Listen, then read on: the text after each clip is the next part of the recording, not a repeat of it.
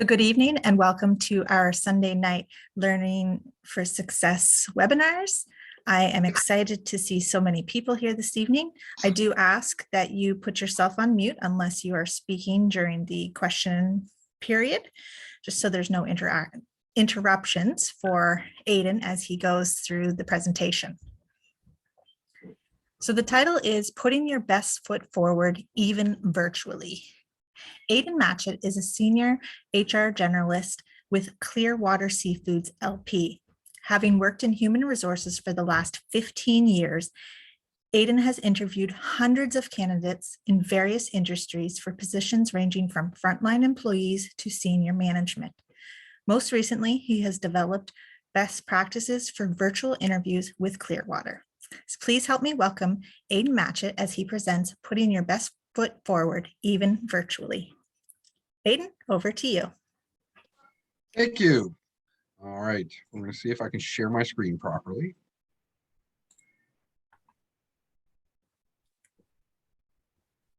We can see it. Can everyone see it? Yep. Awesome. So thank you everyone for having me. It's been a while since I've been at a Toastmasters event, so it is nice to be back and see some familiar faces, even virtually. What we're going to go through tonight are just some tips for dealing with interviews. We're going to look at types of interviews. We're going to look at types of interview questions and how to go about answering some of them to the best ability for not only yourself, but presenting yourself in an opportunity where you can score the best. So we're going to look at types of interviews. We're going to look at types of interview questions. We're going to talk about answering interview questions. If we're progressing well and we have time, I'm going to hopefully ask for a couple volunteers that we will ask an interview question, and then we can, as a group, discuss how that interview answer was and if it hit sort of the parts that we're looking at for answering it. And then we're going to look at some things to do before your interview, some things for you to do during your interview, and some things for people to do after their interview. So if after any one of these, if you have any questions, I would ask that you put them in the chat and Crystal will let me know. And then that way we can sort of see how things are going. That way nobody's holding a question right to the end. But then once again, at the end, if there are questions, we will certainly go through those. So if we look at types of interviews, so there's multiple different types of interviews. The ones that we're going to mostly focus on today are screening or telephone interviews. So these are becoming more popular as they are a cost-effective way to screen candidates. Interviewing is a costly business. Recruitment is a costly business, and the cost of doing it poorly is very much one of the number one costs when it comes to human resources.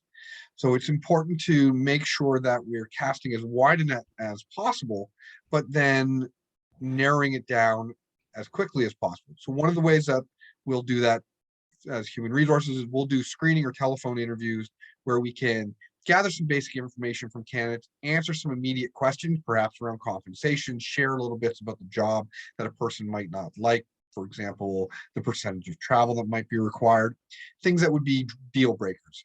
There's no point in investing a lot of time and effort in either a company or a candidate if, as you're midway through, you find out that there's too much travel or the compensation isn't what you're looking for. So we have screening or telephone. We have task-oriented or testing interviews. Basically, those interviews, you're going to demonstrate creative or analytical abilities in problem solving. They may include tests of skill or knowledge. So if there's computer programming involved or different computer software that's a requirement, there may be some tests for that.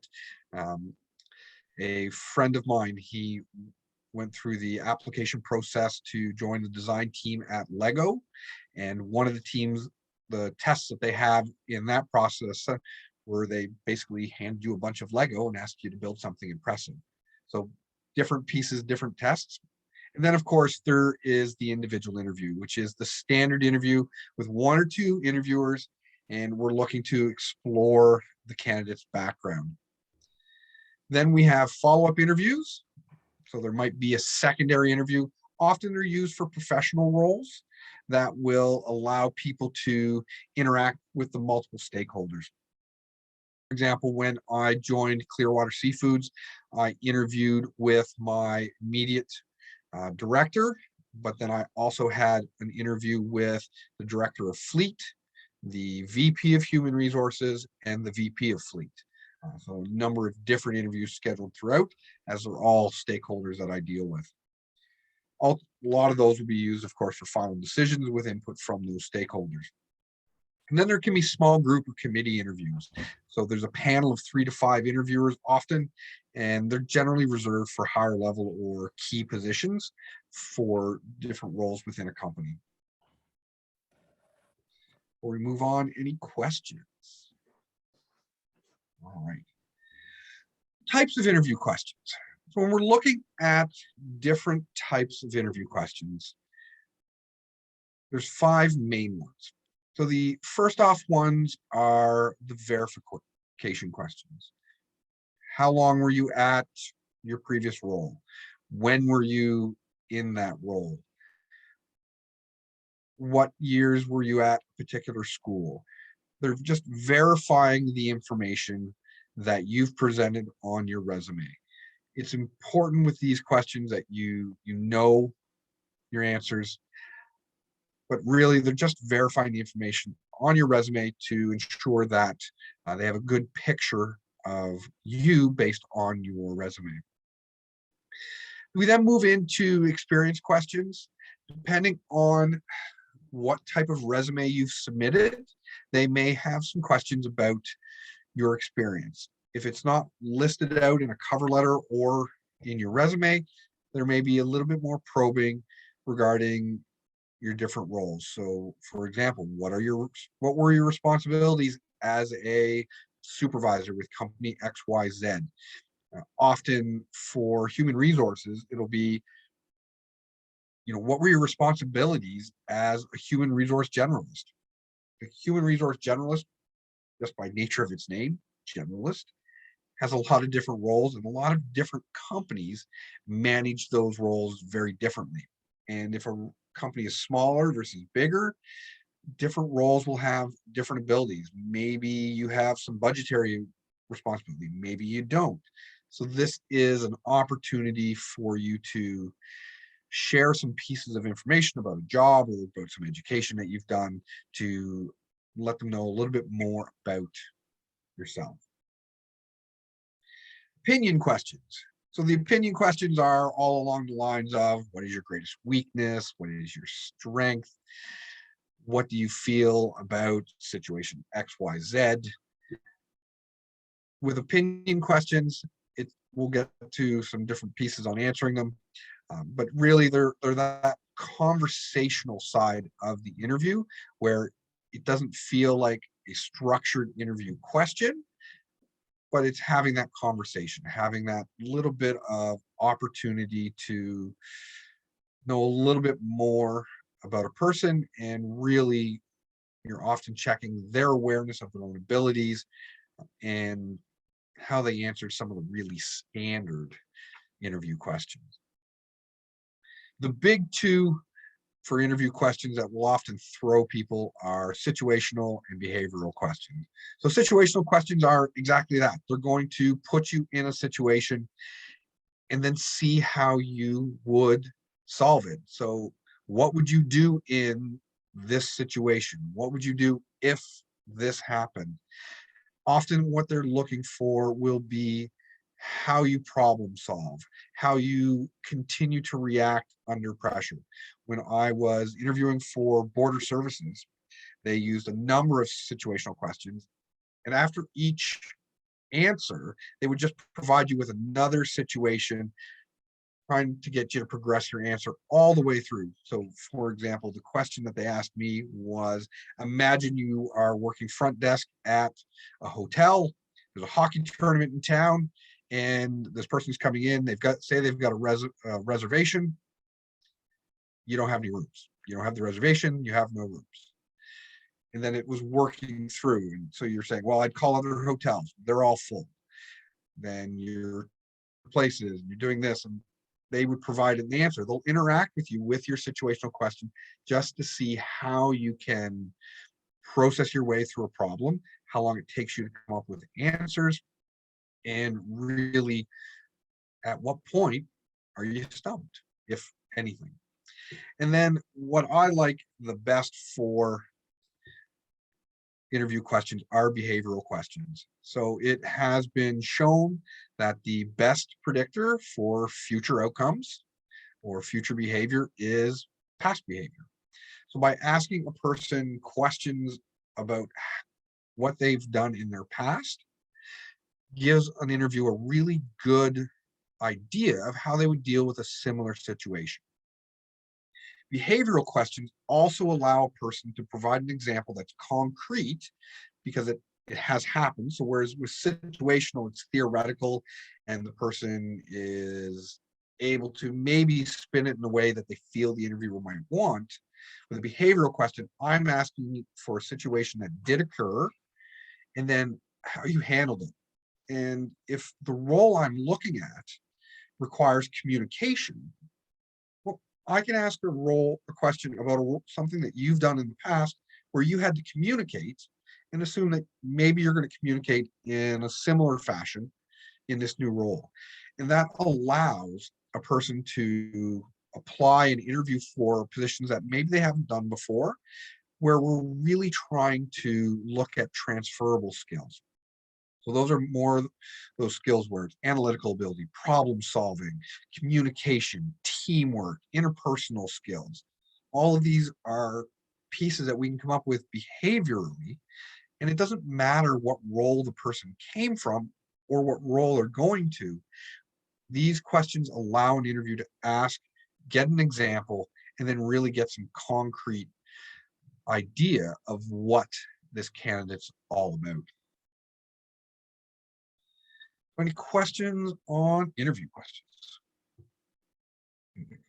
All right, so answering interview questions, why a lot of people might be here, as well as just some of the other pieces for before, during, and after the interview, answering interview questions. Mike. Actually, Aidan, I did have a question. You moved Sure. on a little bit too quickly for me to find the unmute button. With the behavioral questions, if the person, the response is not maybe the best, or I'm just wondering whether or not you would ask, well, would you carry on and say, what did you learn from this experience, or what did you learn from the what would you do differently next time, that kind of thing, and is that useful? Certainly, and it certainly is. And actually, when we get into how we answer behavioral and situational type questions, one of the things for behavioral that we do talk about is we want people to share what they learned and perhaps what they would do differently, because that is once again giving concrete information. So this is what I did, this is how it turned out. I think it could have been better if I had done this, this, and this, which then indicates to me that you did this in the past, but you're now saying I might do something a little bit different. The number one thing that people need to realize, especially when they move into interviews that are conducted by generally a member of human resources or supervisors that are trained in interview process, it is a cooperative dance. They need to get as much information from you as possible so they can make a good decision. So they're not, it's not them trying to trip you up. It's not them. So they're a good interview guide will have a number of questions that need to be answered from that question. So if I'm asking Mike a question about communication, tell me about a time when you had to communicate with someone that was, upset with yourself or your company, and how did you handle that? In that, I'm going to have a list of questions that I need the answer to. And I can't move on as the interviewer until I get those answers. And that doesn't matter to me as an interviewer if I have to ask every one of those questions. And I've had to do that. Some people aren't great at interviews, and they're going to give you the example, and then you're going to have to say, well, then what happened next? What did you have to do? Can you tell me how they reacted? What, I may have to ask 20 follow-up questions. And the next interview person may only have to ask 2 follow-up questions. The number of questions I have to ask has no bearing on how I'm going to score that. It's the information I get. So 100%, if it's not a super positive example, maybe we'll get to that a little bit later, but there's always an opportunity, and you should always mention what you learned. Anything further? Perfect. So answering interview questions. So verification and experience questions, you need to make sure you know your answers, and you need to know your answers fairly quickly. If I'm asking you, when were you at a particular spot? What were your responsibilities? These are facts. These are questions that you should have an answer to fairly quickly. So if, for example, you're like myself, my resume just lists the years that I was at places. I don't have the months. But if they're looking for that information, you should know it. So you need to know when you worked places, where you went to school, when you had your courses, what your experience is, what your different responsibilities are. And one of the biggest pieces of advice I have for this, if they ask about your experience with a skill, flip it around with a question. So the best example for me that comes out with this, one of my first interviews for a promotion. So when I started out of university, I was working at a call center, and I was interviewing to get an escalations job. So I'd be working off the phones, working on customer complaints that had been escalated and trying to work through them. And the question was, how are you at Excel? And to me, I was like, I'm pretty average, I think, at Excel. I'm pretty good at Excel. And I almost said, I'm average, I'm good. And then I stopped, and I was like, Excel is a really big program, and there's so much that it can do. So I asked the question. I said, I'm not sure how to answer that. Could you give me some examples of what you're looking for? For example, I can handle most formulas, but macros, I struggle with macros. So I would think I was kind of, good/average. And the idea that I knew what a macro was and that I could actually create one even if I struggled, they're like, you're like far advanced. So you need to know when they're asking you to rate a skill, if you give it, don't say good, bad, fair. Give them an idea of what you feel the most complex thing you can do within that skill. And then that gives them a concrete idea of what you can do. You can really sell yourself short by saying, I'm okay at Excel. Well, you know what? For their needs, you were actually advanced. So it's important to really know those pieces. That's why anytime you're asking for a rating, look for more information as to what they think is a good performance. So opinion questions, avoid negative answers. You definitely want to avoid negative answers. So what is your greatest weakness? Really, I struggle getting to work on time. I don't know what it is. I use the snooze button too often. And it's always 5-10 after when I stroll through the door. Great. That might actually be true. No employer wants to hear that. Please do not use that. So it's what you're looking at for weaknesses would be, if you've received a formal performance review, it would be something to work on. So for example, for myself, I have unfortunately, one of my biggest weaknesses is I will overpromise and underestimate how long it's going to take me to do something. And as a result, I get piled up and I rush. I have to rush to catch up, and occasionally may have to ask for an extension. So that's not a good thing. You're asking for extensions, but it's still something positive that, I overcommit. I take long, I do underestimate a little bit how long things are going to take. Positive is that I'm recognized this. I'm telling you what I'm doing to correct it. If you're talking about a weakness, always share what you're doing to rectify it, how you've identified it, and steps to move forward, and different pieces you do to acknowledge it. And stay away from the really easy ones, like, I find it really difficult to be polite to stupid people. Well, you're doing customer service. That maybe this isn't a fit for you. So it's important, as much as they feel like those conversational pieces, you need to still avoid the negatives and provide specifics where possible. So I do find it that I'm underestimating the amount of time I require. I was doing a project for a person, and I did have to go back to them and say, it's going to take me another couple of days. And then I had to really talk to my boss and say, I've promised this person this product, so I'm going to need to move some of my other priorities around. That is an example for myself. It's not so much that I underestimate how long it's going to take to get something done, but in human resources, one of the challenges is that you very rarely have a set schedule. On a Monday, I could have no meetings in my week, but that doesn't mean I'm not going to be busy. There's all sorts of things to do that you're a little more reactive or that are going to pop up.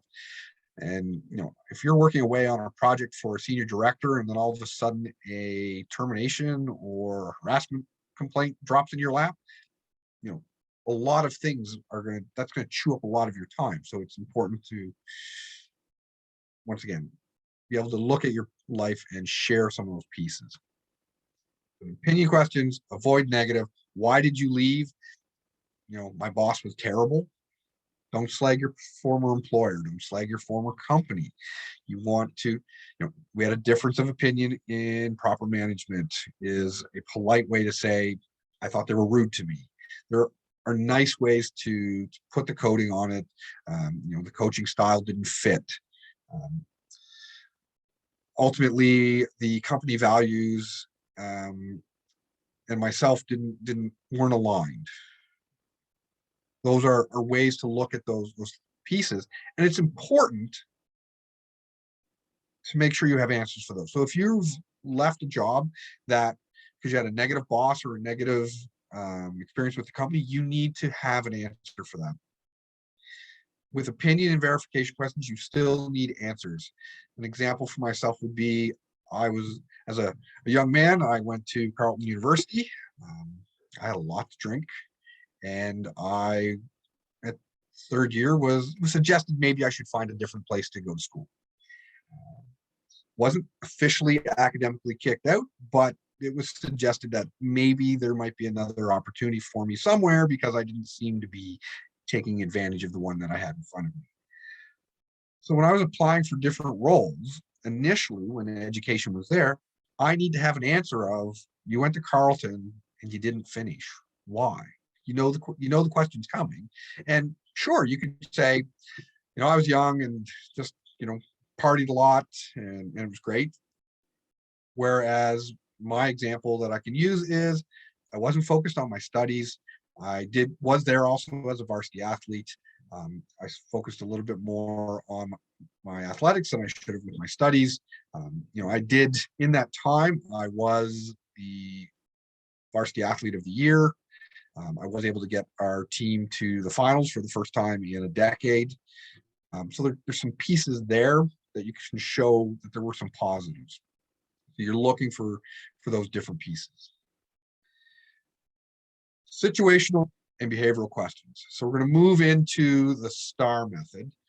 Before we move to the STAR method, are there any questions on verification and experience questions or opinion questions? Nothing in the chat, Aidan. Thank you, Crystal. All right. Answering interview questions using the STAR method. So the STAR method is situation, tasks, actions, results. So when we're looking at situation, you need to describe the situation that you're in or what you needed to accomplish. If it's a situational question, they've given you often the situation. It's often best for situational to try to go back to something you've done in your past, even though. So you need to be specific. What is that situation? What's happening? What do you need to accomplish? If you've been given the question as a situational, it's saying what you feel needs to be addressed. What is the things that you need to look at? If it's behavioral, you need to provide a specific event, not a generalized description. We're going back to the communication one where, tell me about a time you had to deal with a person that was dissatisfied. When I was working in retail, that happened all the time. So what we would do is, then you're just generalizing. That is not what the interview is looking for. They want a specific example, one that sticks out to you. That example should be the example where you feel that you demonstrated your skills to the highest. You could use an example where where you're able to say, person was really upset and I was able to hear their complaint, offer them the opportunity to provide some feedback, and they were very happy. Okay, that answers the question, but it doesn't really showcase your skills. So you're looking to make sure that you're providing a specific event that you're probably particularly proud of how you handled. Those examples can be from previous jobs, volunteer experience, relevant or a relevant event. So we're talking about life events. If we're talking about an organization question and you organized your very own 150-person wedding with all the caterers and finding the events, and that, if that's your best example, then that's a good example. So you can use some personal events. You do need to be careful when using life events about the information you share. As I was mentioning at the very beginning in the chat before we started, human resources professionals don't want a lot of personal information from you that could be considered a protected ground under human rights. So that is why they will steer away from personal examples. But if you can provide a really good personal example that's going to hit that, then that works. If you were the parent volunteer helping to organize your child's hockey tournament or cheer event, that's organization. That could be communication. That could be conflict resolution. Those are good, solid examples as a parent. If you're refereeing a fight between your 12-year-old and your 10-year-old, probably not the best example. So employment are best. Volunteer experience is close second. They can really just differentiate depending on where it is. The relevant events, if you don't have something that fits, then obviously use a relevant event. There is nothing worse than saying, I don't really have anything that fits there. Interviews are points. They are tests. They're looking for a quantitative measure on how you are compared to other applicants. A blank answer is a 0. So you need to provide some answer. So the T, tasks. What goals are you working towards? What do you have to accomplish? What are the tasks that you need to do. Actions. You need to describe the actions that you took. You need to keep the focus on you.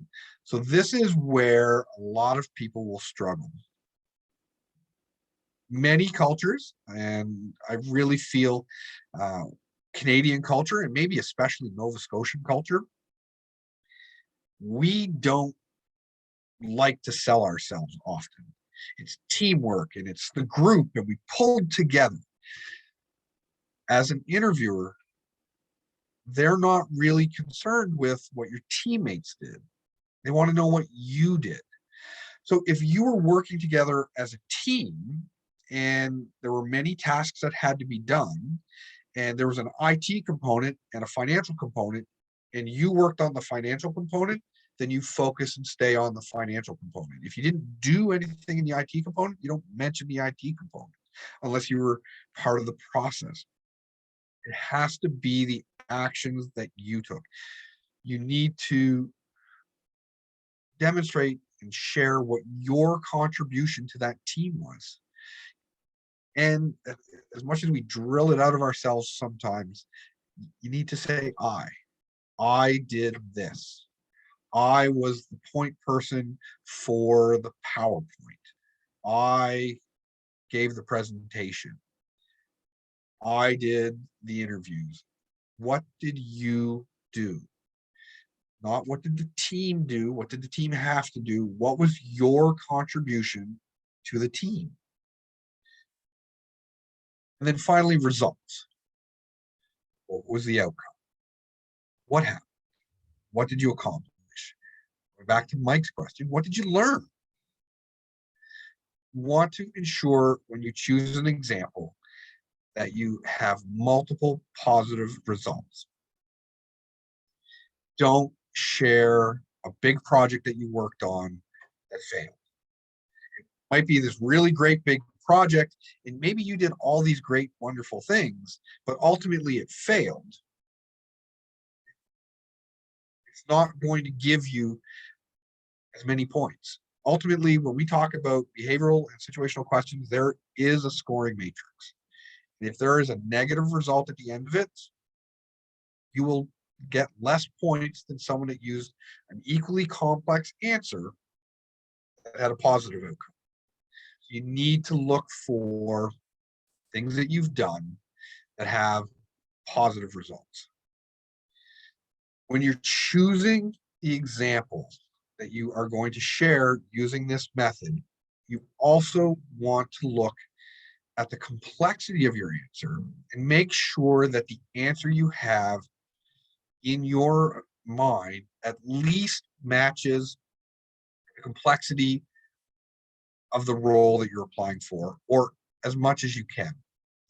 So an example I've used before, I've interviewed folks for a number of different roles, and I was doing an interview and we'll ask the question that I've used here about someone voicing their dissatisfaction with yourself or your company.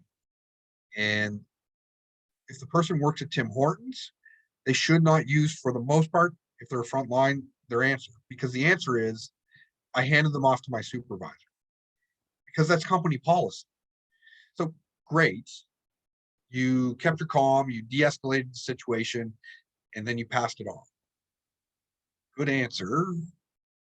You followed procedure. There's not a lot of opportunity there for points. If we think of it as an evaluation contest, so I have an opening, I have a couple suggestions, I have a little bit of positive feedback, and I have my summary. If there's no meat to it, I'm not going to score well. I can hit all the necessary components, but unless you can really flesh it out with multiple things that they can work on, really big, you're not going to score as well as someone who was able to offer a more complex answer. Which is why, as Toastmasters, we generally are always working for the red light, trying to make sure we wrap it up in that last 30 seconds. It's making sure that you're offering as much information as you possibly can. Use as complex an answer as you have that's positive. Obviously, if you don't have an answer that's not going to fit, or you can't come up with one, then we need to fit something in. But you're looking for examples that are really going to show us who you are. Prime example I can use for this is I was doing a test interview with my father. He had retired and he was applying for some roles for his co-op term. He retired and he went to the NSCC and took his culinary arts degree. And so we're going through it, and he scored really poorly. Not because his answers were bad, just all of his answers were like frontline level type answers. He retired as the senior planner for Michelin North America. But his examples were all examples that a person might have if they were working, frontline retail. So you need to be able to use as many examples as you have. And if you're applying for those higher roles, you're looking for more complex. Aidan, I do have a question in the chat. It's a two-part question. Sure. How far back should our examples be in chronological time? And then the second part is there a limit for star questions? So the first one, the general rule of thumb is 5 to 8 years is what they're looking for, unless you have an amazing answer. That might be in kind of the 10-year range, especially if it's something that is directly relevant to what you're doing. So for example, I was an engineer, I took some time off doing some things where I wasn't an engineer. Now I'm applying for a job where I'm going to be an engineer. That question or that example may be a good example.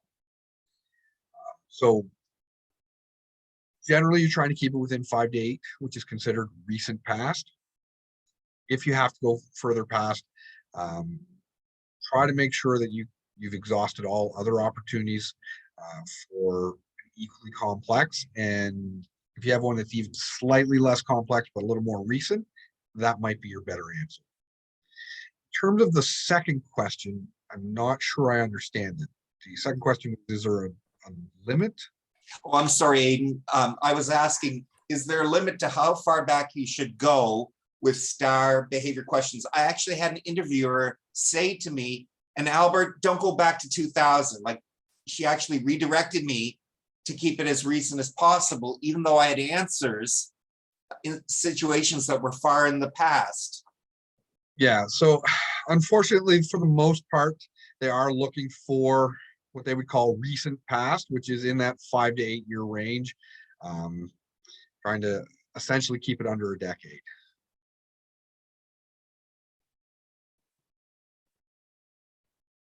Thank you. You're welcome. Any further questions? Nothing in the chat. Perfect. All right. Practice. With this, so I have a couple of behavioral questions. And I actually have a scoring matrix with myself. Is there anyone that would like to try? We're doing pretty good.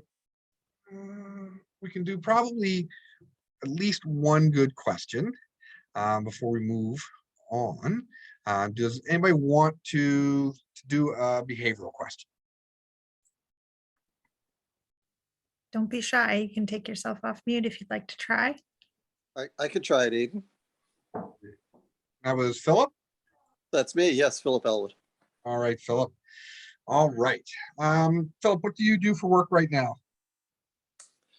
Well, until recently, I owned and operated my own small business, but Okay. I sold the business about 12 months ago, Okay. and I'm interested in re-entering the workforce. All right. What was your previous business? It was a carpet cleaning company. I started back in 1994, and I ran it for about 25 years. All right, perfect. All right.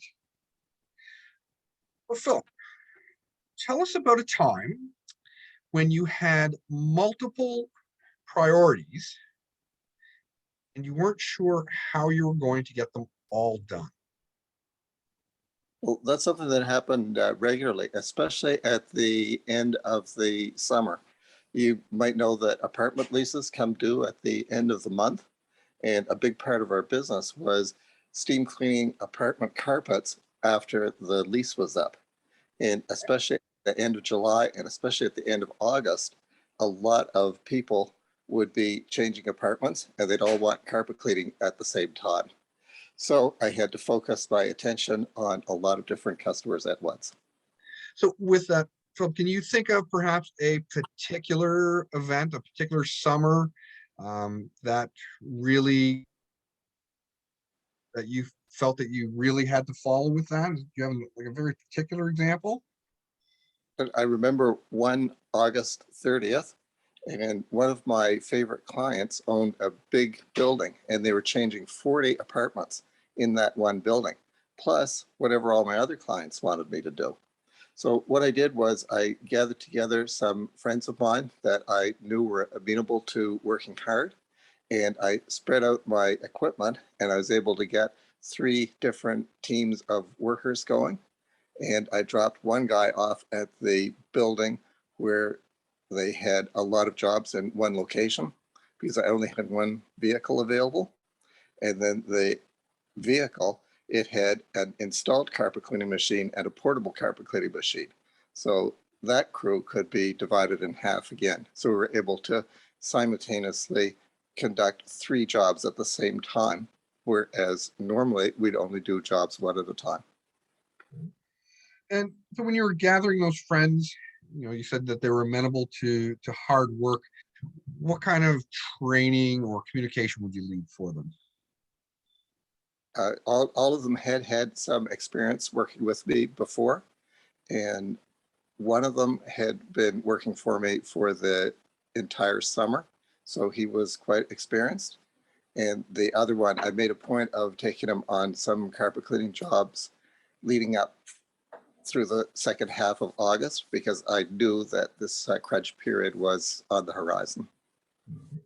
So with your clients, what kind of communication would you provide clients knowing that this is something that will occur? Well, when we take the bookings, when we know it's going to be a very busy time, we would usually tell the clients that that's a busy time and that we might not be able to be as prompt as we usually are with our appointments because we're under a heavy workload schedule. Thanks so much, Philip. All right, so if we look at Philip's example, did he provide us with a specific situation? Now, did he provide us with a specific situation the first time? He didn't.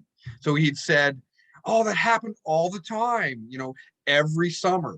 Okay, great. Find me a summer. And Philip had a really good summer. He had a really great example to give us. But if he had have just talked about that generic example, I don't know that he would have been able to provide us with the level of detail that he gave us with this one. He was able to get groups in, share 3 people. So what were the tasks? Did we know the tasks that Philip had to do? Yes. He told us that he had to get these apartments clean. He had to get them all done because leases were turning over. What actions did he take? He got friends. He knew that they were trained. He split them into 3 teams. Really good example with the van that has a built-in one plus a portable one, so he could send one person to do that big job. Plus, throughout the entire time, he's communicating with his clients, making sure that they know that things might not be prompt. And then with his results, things got done. Probably could have probed a little bit more around those results, but that would be a considered failure on my part as the interviewer, not Philip's, because Philip would have a result that I should know the answer to. So that's what we're looking at. It's doing that dance. Now, part of the problem is when you move into interviews, Your interviewer A might not have a lot of training and they might do other things. Some interviews will be a sit down, have a conversation, and at that point you're going into it. So it's really looking at the different parts. But if you're able to get into structural pieces, but it's also why even when you're in conversational interviews, if you can throw in specific behavioral events, you will boost your score, even if it's just conversation. All right. Any questions on the scoring piece with that? All right. Nothing in the chat yet. Perfect. I know we're running. So before your interview, these are some things that I feel are really important to make sure that you do before the interview. You need to review your resume. Make notes. My resume is something like 10 or 15 pages long. That is not the resume that I send out to companies, but it's listed off all of the different projects I've done for particular companies. So I know I have a repository of examples that I can go to. I can refresh myself and say, these are good communication ones. These are good organization ones. So I'm amping myself up prior to like giving myself those solid examples. Research the company. If they have a website, check it out. What are their mission? What are their values? A number of companies will ask you about how previous roles will affect the vision, or how do you see that this role can uphold our values? Make sure you understand at least the basics of the company. What do they do? When I'm hiring someone for Clearwater and they can say, well, you're a fishing company, you haven't done your homework. You can do better. Plan your journey. If you're driving, know the route. Check Google Maps a couple different times to see if there's red lines showing possible traffic delays. Prepare your virtual space. Make sure your virtual space is free from distraction. Make sure that you're okay with your background, that you don't have a mirror or a reflective surface behind you, that it's not going to be a space that your kids or somebody else's kids are going to be in, or you're not directly underneath the playroom. There's all sorts of different pieces. You need to prepare your virtual space. Plan your outfit. Make sure you know what you're going to wear. Have a couple backups. There's all everyone laughs sort of we're doing virtual. I just got the shirt on. You know what? You might actually have to go get a piece of paper from somewhere. Wear pants. You're going to be in the middle of the interview. You're going to forget about it, and wear pants that you would normally wear to the interview. Don't throw on just jogging pants, because if you have to get up and get to that, what it says is, I did the bare minimum. And that's not what you want to put forward. You need to know what to expect before your interview. So when they've called to offer you that interview, you need to ask them, what type of interview is it? What type of questions? If it's virtual, what platform are they using? If they're using Zoom, if they're using Teams, if they're using WebEx, make sure you have it loaded on your computer, and make sure you log in at least 4 hours before you need to, simply to see if there's an update. Imagine you're logging 5 minutes in before you need to get there, and all of a sudden it says, do you want to do this update? Oh my God. You need to make sure you're available. You've got it. You know what you're using. Prepare your own questions. You have questions about the role, and then be confident. The number one piece of advice I give all applicants at the start of an interview is that I'm good at my job. And because I'm good at my job, I've looked at your resume, we've done a telephone pre-screen. I think you can do this job. I now need to find out if you're the best candidate I have, but I think you can do this job. So don't worry that I don't think you can do this job, or I think you're silly. I chose you. If I didn't think you could do the job, you wouldn't be here. I don't need to interview 5 people just to hire one. I need to interview a number of qualified candidates. I believe you can do the job. If you have a face-to-face interview, they think you are worth their time to interview. Therefore, they were considering giving you that job based on what you've put forth on your resume. So be confident. During the interview, be on time. As I've mentioned, if it's virtual, test the software, log in a couple times, make sure you know where the buttons are, how to take yourself on and off mute.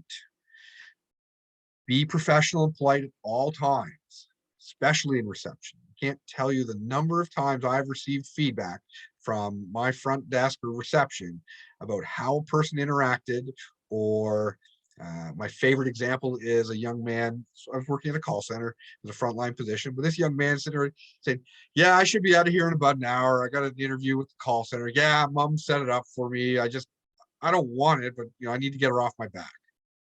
Yeah, we didn't hire him.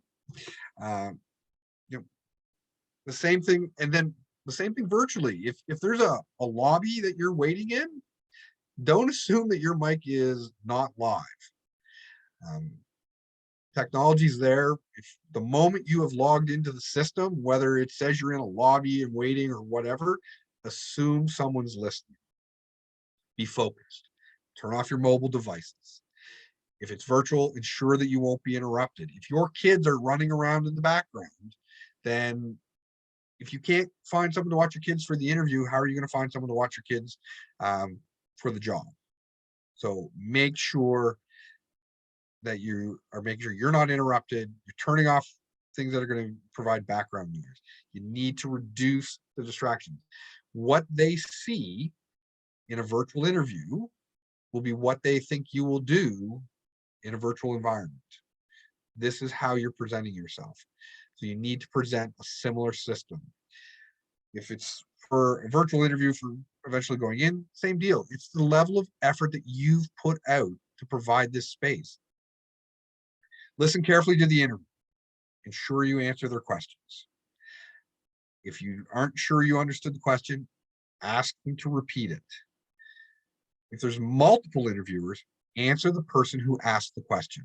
The first time I did a panel interview, I was all over the place. You're trying to look at all these different people, and I'm thinking Toastmasters. It's a speech, so I'm making just answer the person that asked the question. You can make eye contact with some of the others, but ultimately you're answering the person who asked the question. Other people might chime in with a follow-up question. Answer that person. Make eye contact, but focus on the others. Be aware of your body language, virtual or in person. Your body language tells them what you're doing.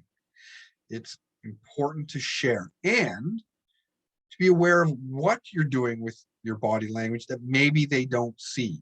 One of the things I've actually been noticing as I'm kind of watching myself give this is I'm moving my hands all over the place, and you guys can't see it.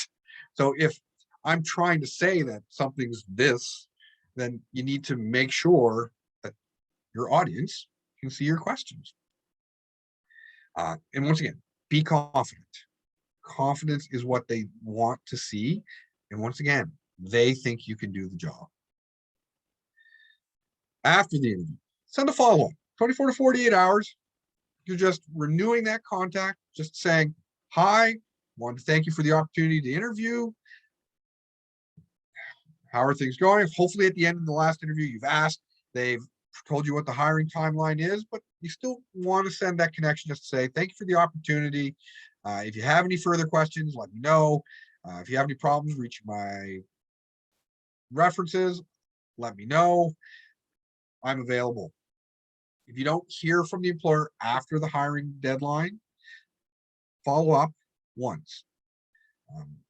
They should, if you've received an interview, the professional thing to do is to provide you with a one-on-one contact to say you aren't successful. If you haven't, follow up once, and unfortunately, if they don't respond, you have to let it go. It's hard. Maybe the deadline's been pushed back, so you don't want to kill any chances. Maybe other opportunities are going to come up. You're still dealing with that same hiring manager, likely, or the same person running the process. And the HR community, regardless of the size of your city, is still fairly small. They talk. They're going to know, oh my God, I have this annoying person. and enough things come out. Whether you're successful or not, ask for feedback. So if they say, I'm sorry, Crystal, you're unfortunately we chose a person that had a slightly different skill set or had more, ask them if they would mind providing you with some feedback, and ask specific pieces. How did you feel my examples were? Be really pushy on trying to get as much feedback as they're able to provide. Evaluate your own performance. Think about what answers you gave. Look at your resume. Were those the strongest answers now that you're out of it? Interviews are nerve-wracking, but now that you're out of it, did you have a better example? And if you think you did, circle that one for your next interview. And stay positive. Interviews, nobody's 100% successful, and you will always likely get the job fewer times than you are successful. If you manage 50-50, that would be amazing. And it's rough. Interviewing and job creation and finding a job, it's hard. And the best piece of advice I was ever given is when you are looking for work, that is your job. You're not unemployed. This is your job. My job is I'm looking for work. And it's hard. And there's a lot to do. You need to set your timelines. You need to look. You need to go, and you need to do the interviews, and you need to participate. And just stay positive. So that's pretty much everything I've got. I know I chewed up a lot of the time for questions. Are there any follow-up questions? Any questions about anything I've said or haven't covered? We do have a couple of questions. Sure. So what if you get really negative reaction when you ask for feedback? What's the best way to deal with that? And when I say negative reaction, I mean you get feedback you weren't expecting to hear, and it kind of makes you feel like a crushed tomato.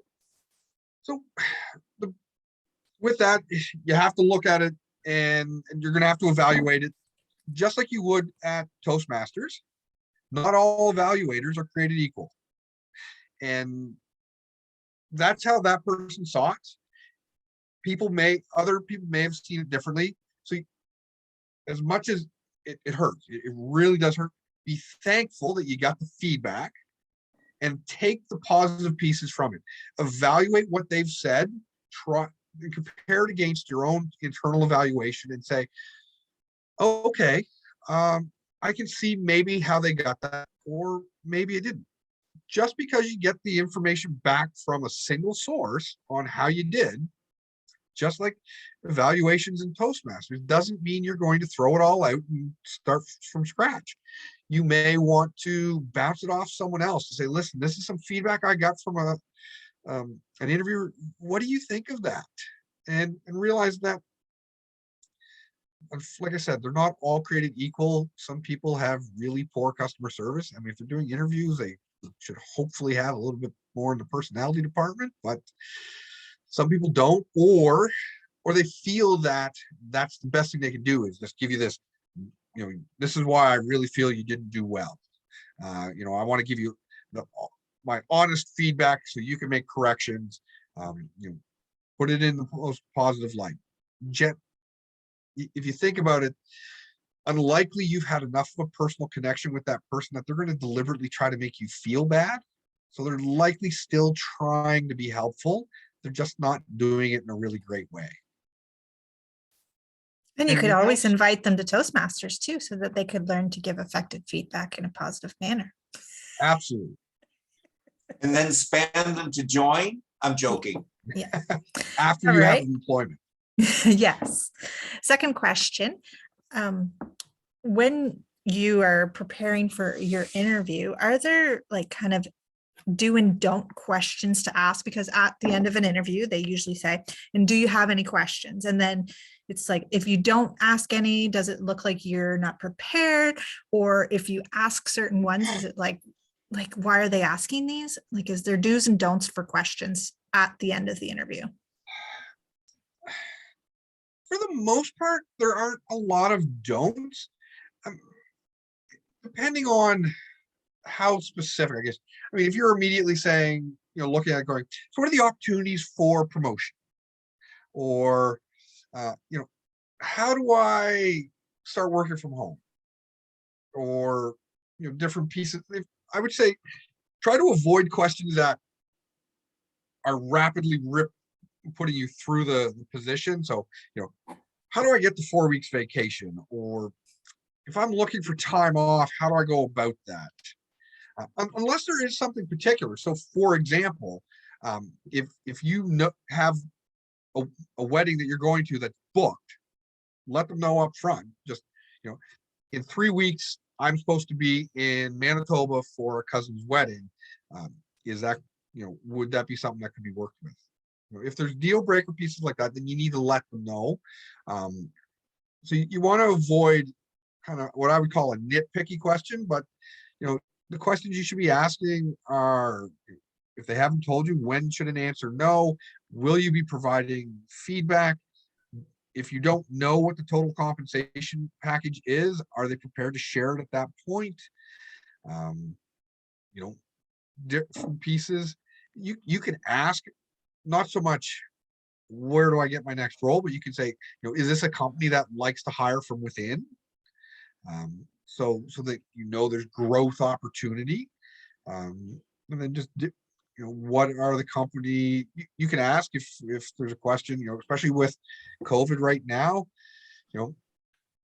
has the company been performing well through COVID? What have been the challenges throughout the pandemic, just to give you a gauge on company health? Those are all good questions. Great, thanks for that. I see two more. I know it's 9:01 and we want to be respectful of time. Are you okay with a couple of more questions before signing I'm off? okay, yes. Okay. If anyone else does have to go, understandable. This is recorded, so you can always check out the questions at the end after. What helps with clothes and appearance? So how should we be dressing? So, the tough one there is, so I've always heard you want to dress for one position above what you're applying for. I'm not a big fan of that. What I often would suggest would be, you want to dress as professionally as you can dress. So if you don't have a suit, then I'm not saying rush out and get one. But you want to make sure things are clean, they're presentable, they're neat, you are tidy. Button-up shirt for men is a great option. What I would suggest is think about what you think an acceptable dress code likely is at that company, and you wouldn't want to be outside the dress code. So no ball caps, probably not shorts. Now, depending, when I think about being hired at Clearwater, for example, so my first interview, I wore a full-blown suit. And by the time I had my last interview, realizing that as I went up, my the person I was meeting with actually had more and more responsibility. By the end of it, I was wearing a button-up shirt, a sport coat, and jeans, because that was, you could look around, the company culture. So you need to always hedge to better dressed. You can get, if you're a guy, my easy answer would be dress pants, shirt, tie, sport coat. And then when you get there, start looking around, because you can take a tie off and you look okay, or you can shrug out of your shirt, sport coat. And now you're just a shirt and tie guy. And it's easy and it's simple. Not being a woman, I would suggest there's probably a similar outfit that, depending on whether you're wearing a blazer or not, or this or that, you can dress it up or dress it down. Be comfortable, but most importantly, neat, tidy, and the best that you can do. Right. This isn't a question, but I read somewhere when I was preparing for interviews, don't chew gum. Would that be a suggestion that you would give? 100%. You don't want to chew gum. You don't want to do anything that is going, quite honestly, interviews are generally in closed spaces, maybe not so much right now. You're nervous, don't slam back a cigarette before you go either. Cologne, perfumes, deodorants, hair products.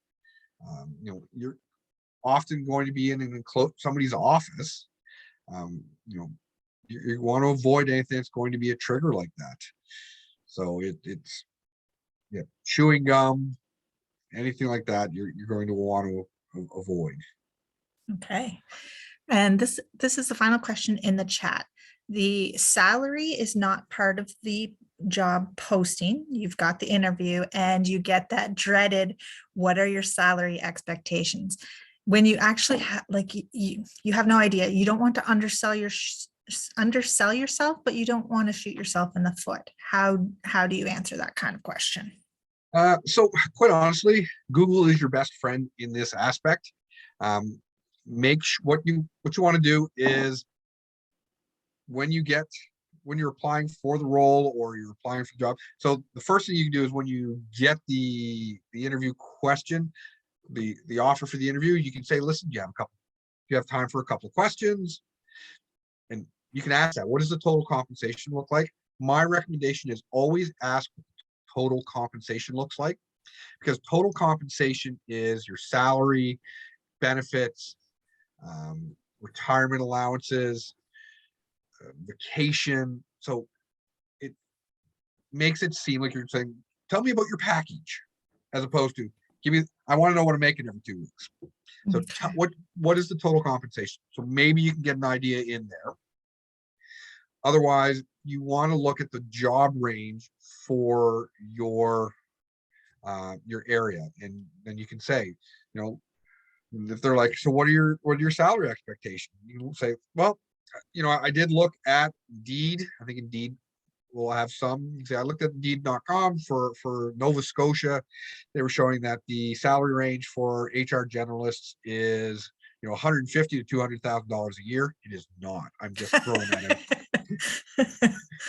out. So I've been an HR generalist. I have 7 years experience for that. So I feel I should be able to be up to speed fairly quickly within the company. So I would expect to be mid-range.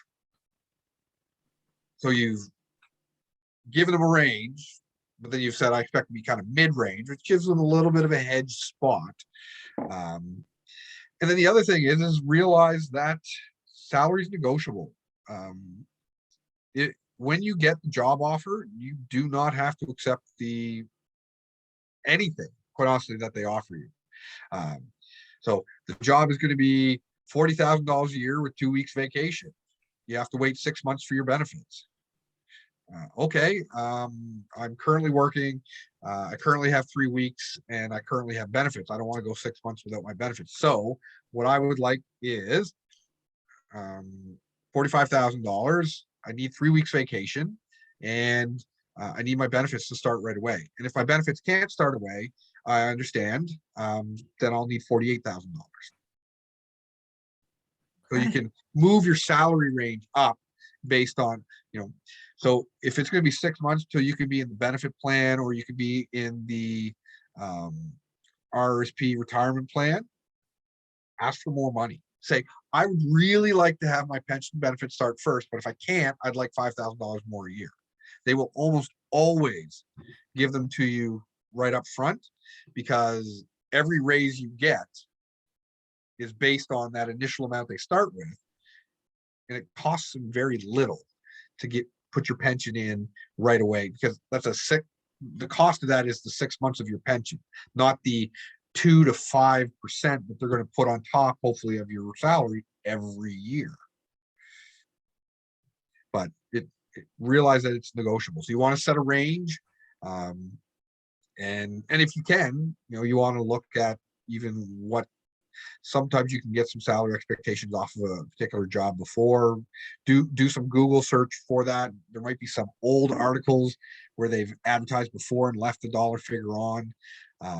But ultimately, if you can't, and they're saying, what are your salary expectations? Go in with knowing what the range is for your position, for that position, know how many experience you have to offer, and then put it in. And if you're creative and a little confident, you could say, I would expect to come in at $40,000, and after completion of my probationary period, or the 1 year or 6 months or whatever you think it is, I'd expect that to be moved to 45.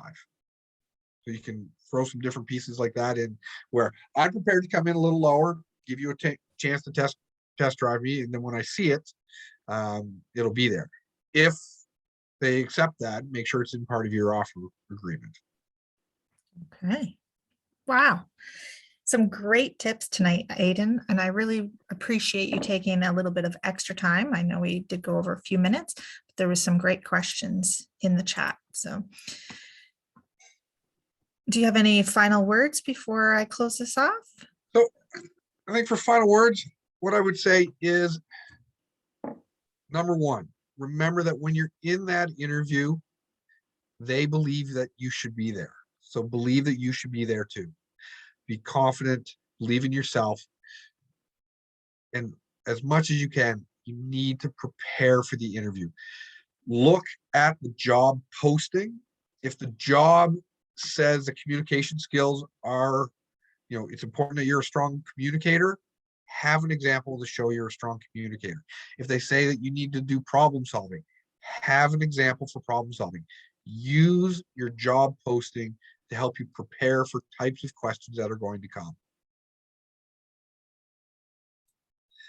And other than that, as we talked about, Crystal, if anybody comes up with a question that they didn't have an opportunity to ask, or they just something popped up and you're thinking about it a week down the road, shoot Crystal an email. She can flip it to me, and I'll do my best to answer you. Wonderful. Thank you so much for taking the time out of your busy schedule, Aidan, to provide us with this wonderful presentation. I think it was helpful, whether you're looking for a new career, a promotion, or even leading in your volunteer organization. All kinds of great tips.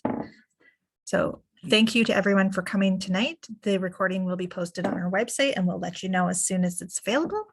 Until next time, I hope to see you. What's our next session? We have a Pathways session on Tuesday evening, January 25th at 6 p.m. Eastern, 7 p.m. Atlantic. And then on February 6th, we also have a town hall happening, and that starts at 7:30 p.m. Eastern, 8:30 Atlantic. And of course, we have our TLIs coming up as well. So you can always check our District 45 website for all these important events happening. And with that, I will close this for this evening. Thank you so much again, Aidan. It was great to see you, and we hope to see you again at future events. Take care, everyone. Have a good night.